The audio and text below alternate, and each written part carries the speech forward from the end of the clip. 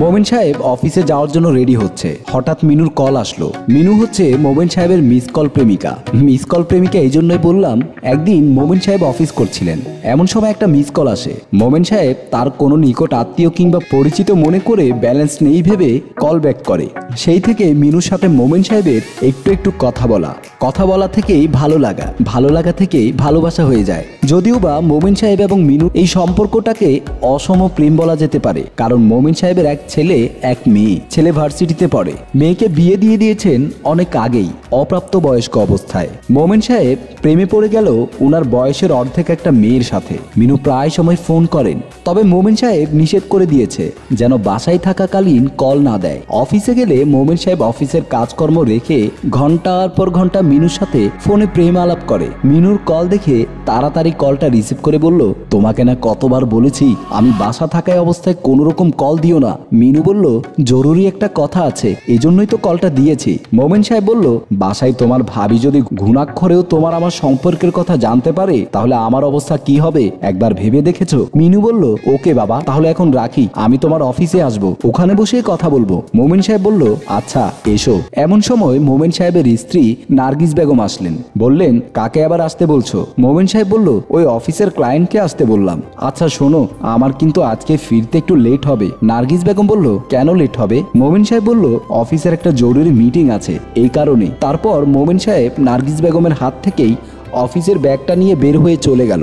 মোমেন সাহেব অফিসে বসে আছে, এমন সময় অফিসে আসলো মিনু। মিনুকে দেখে মোমেন সাহেব বলল, কি এমন জরুরি কথা বাসায় থাকা অবস্থায় কল দিয়ে বসলে? মিনু বলল, আমার আজকে তোমার সাথে ডেটিং এ যেতে ইচ্ছে করছে। মোমেন সাহেব বলল, হঠাৎ করে ডেটিং এ, ব্যাপার কি? মিনু বলল, আমার মন চাইতে পারে না, তুমি তো বুড়ো হয়ে গেছো, আমি তো আর বুড়ো হইনি, আমার যখন মন চায় তখনই ডেটিং এ যাব। মোমেন সাহেব বলল, তাহলে ড্রাইভারকে গাড়ি বের করতে বলি, আমার বাংলোয় গিয়ে ডেটিং করি। মিনু বলল, এই কয়দিন তো তোমার বাংলোতে গিয়ে ডেটিং করেছি, আজকে তোমাকে আমার বাংলোয় নিয়ে যাব, চলো। বলেই মোমিন সাহেবের হাত ধরে মিনু অফিস থেকে টেনে নিয়ে গেল। মিনু ও মোমিন সাহেব পাহাড়ের আঁকাবাঁকা রাস্তা দিয়ে গহীন জঙ্গলের দিকে নিয়ে যাচ্ছে। মোমিন সাহেব বলল, মিনু তুমি আমাকে কোথায় নিয়ে যাচ্ছ? মিনু বলল, আজকে আদরে আদরে ভরিয়ে দেওয়ার জন্য পাহাড়ে নিয়ে যাচ্ছি। মোমিন সাহেব বলল, আমার বাংলোয় গেলে কি সমস্যা হতো? মিনু বলল, আপনার বাংলোয় তো অনেকবার গিয়েছি, এবার না হয় আমার বাংলোয় চলেন। মিনু মোমিন সাহেবের হাত ধরে পাহাড় বেয়ে উপর দিকে নিয়ে গেল। ওরা কিছু দূর যাওয়ার পর একটা কাঠের বেঞ্চিতে বসলো। মোমিন সাহেব মিনুর গায়ে হাত দিতে চাইলে মিনু বলল, এত তাড়াতাড়ি কেন, একটু ওয়েট করো। মোমিন সাহেব বলল, এখানে কি করা যাবে? বড়জোর কাঁধে হাত দিয়ে সূর্যাস্ত দেখা যাবে। মিনু বলল, অনেক কিছুই করা যাবে, একটু দাঁড়াও। বলেই মিনু হাততালি দিতেই তিনটা যুবক এসে মোমিন সাহেবের সামনে এসে দাঁড়ালো। একজনের হাতে একটা রামদা, একজনের নাম রাকিব, একজনের নাম মাইনুল এবং অন্যজনের নাম হেলাল। রাকিব বলল, তোমাকে অনেক ধন্যবাদ মিনু, তুমি এরকম করে সমাজের ধনী ব্যক্তিগুলোকে আমাদের হাতে এনে দেওয়ার জন্য। মোমিন সাহেবের বুঝতে বাকি রইল না মোমিন সাহেব প্রতারকের খপ্পরে পড়েছে। রাকিব বলল, এই মিয়া, তাকিয়ে তাকিয়ে কি দেখছেন, তাড়াতাড়ি সব খুলে ফেলেন, তারপর মিনুর সাথে আমরা কিছু আপত্তিকর ছবি তুলবো এবং ভিডিও করব। মোমিন সাহেব বলল, আমার কাছে যা আছে তা নিয়ে নাও, তারপরও কোনো কিছু ভিডিও করিও না, কারণ সমাজে আমার একটা মান সম্মান আছে। রাকিব বলল, ওটাই তো আমাদের দরকার, যা বলছি তাড়াতাড়ি করো, না হলে এক কোপে মাথা ফেলে দেব। মোমিন সাহেব তাড়াতাড়ি করে কাপড় খুলে ফেললো। মিনু তার পরনের কাপড়গুলো খুললো, তারপর ওদেরকে পাশাপাশি দাঁড় করিয়ে অনেকগুলো ছবি এবং কিছু ভিডিও প্রতারকরা তুলে নিল।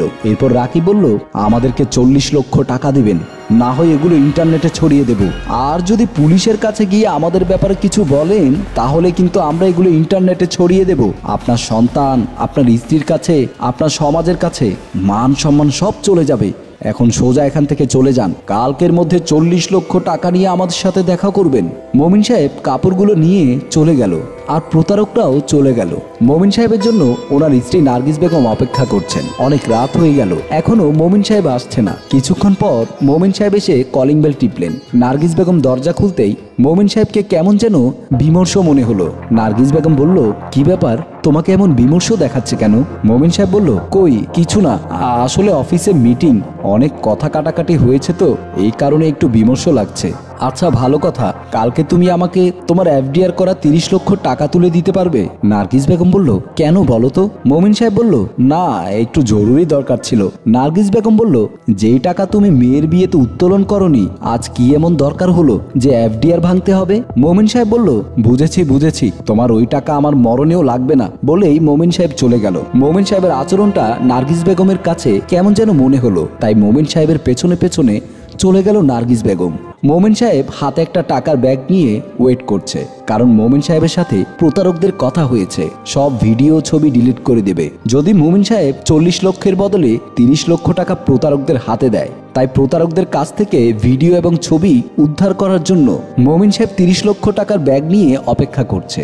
অনেকক্ষণ ধরে মোমেন সাহেব টাকার ব্যাগ নিয়ে অপেক্ষা করছে, কিন্তু কেউ আসছে না। প্রতারকরা বলেছিল যে কেউ একজন গিয়ে টাকার কথা উল্লেখ করে ওনার হাত থেকে টাকাটা নিয়ে আসবে এবং ছবি ও ভিডিও ধারণ করা মোবাইলটা ওনার হাতে দিয়ে আসবে। মোমেন সাহেব এদিক ওদিক পায়চারি করছে, এমন সময় দেখলো একটা পাগল আসলো। মোবাইলটা মোমেন সাহেবের হাতে দিয়ে টাকার ব্যাগটা হাতে নেওয়ার সাথে সাথেই দুজন পুলিশ সদস্য এসে পাগলটাকে অ্যারেস্ট করলো। মোমেন সাহেব চমকে উঠলো। ওই পুলিশদের সাথে ছিল মোমেন সাহেবের স্ত্রী নার্গিস বেগম। মোমেন সাহেবের বুঝতে বাকি রইল না মোমেন সাহেবের সাথে ঘটে যাওয়া সব ঘটনা ওনার স্ত্রী টের পেয়ে গেছে, না হয় ঘটনাস্থলে পুলিশ নিয়ে আসার কোনো কারণই দেখছে না। নার্গিস বেগম বলল, তোমার অতীতের কোনো ঘটনা নিয়ে আমি প্রশ্ন তুলব না, শুধু এটুকুই বলবো ভুল থেকে শিক্ষা নাও।